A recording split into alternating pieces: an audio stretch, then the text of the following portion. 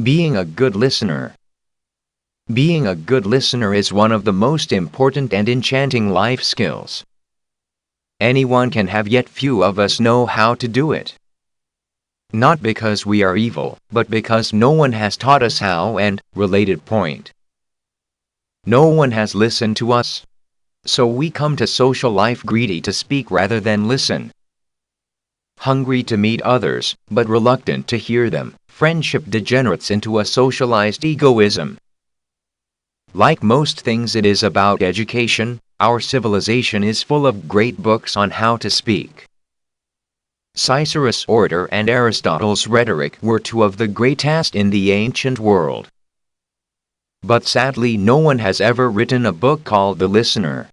There is a range of things that the good listener is doing that makes it so nice to spend time in their company.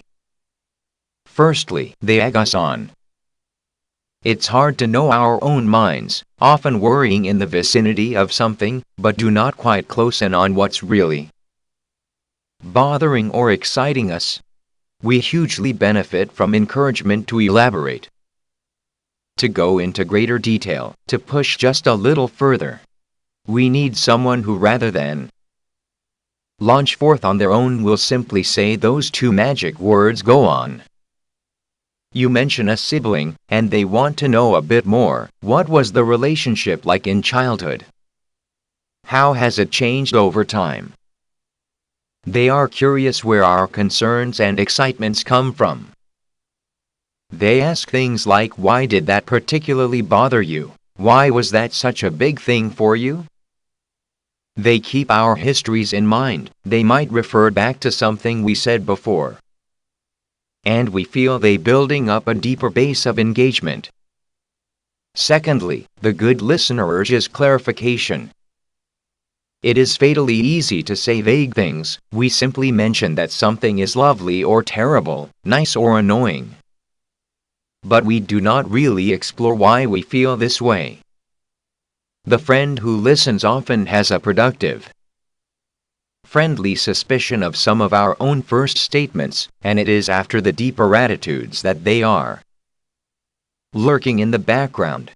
They take things we say, like "I am fed up with my job," or "my partner and I are having a lot of roughs," and they help us to focus in what is really about the job we do not like, or what the roughs are really about. They are bringing to listening and ambitioning to clarify the underlying issues. They do not see conversation as the swapping of anecdotes. They are reconnecting the chat that you are having over pizza with the philosophical ambitions of Socrates, whose dialogues are records of his attempts to help fellow Athenians understand their ideas and values in a better way.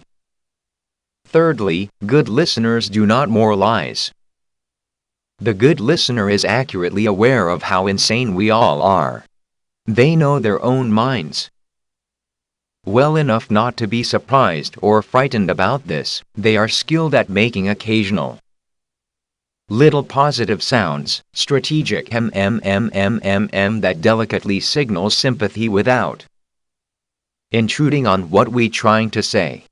They give the impression that they recognize and accept our follies. They reassuring us that they are not going to shred our dignity. A big worry in a competitive world is that we feel we cannot afford to be honest about how distressed we are. Saying one feels like a failure could mean being dropped. But the good listener signals early and clearly that they do not see us in these terms. Our vulnerability is something they warm to, rather than they are appalled by. Lastly, good listeners separate disagreement from criticism.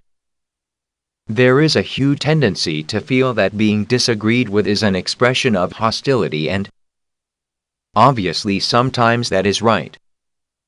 But a good listener makes it clear that they can really like you and, at the same time, think you are wrong.